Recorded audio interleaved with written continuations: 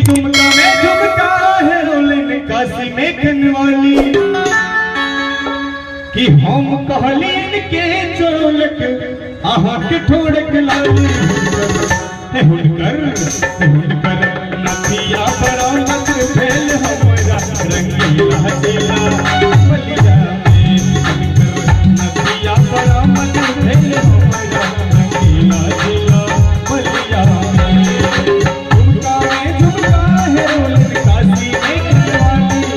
हम कहलीन के चोलक आहा के ठोड़क लाली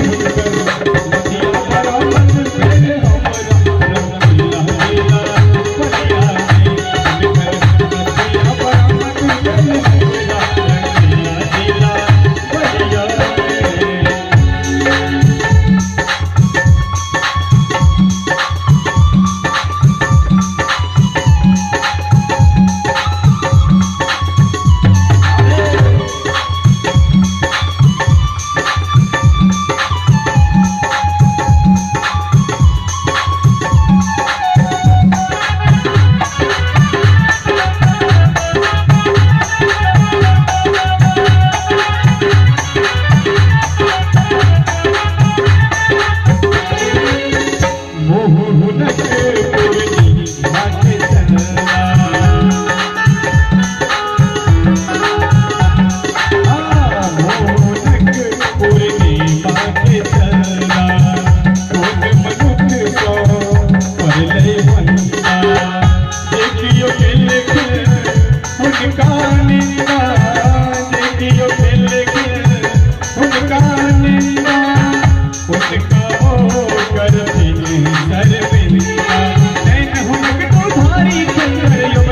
बलिया में नथिया बरामद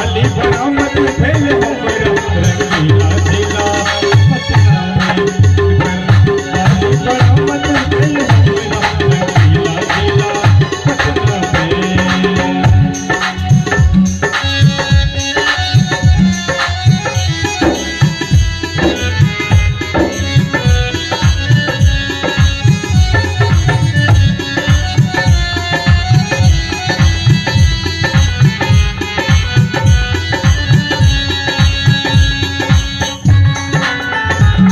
बलिया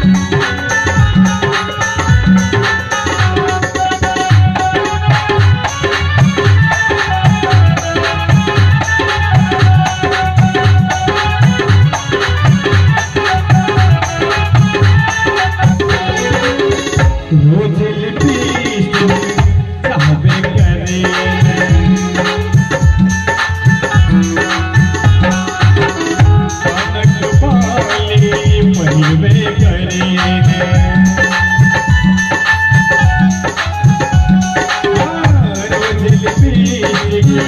कहबे करे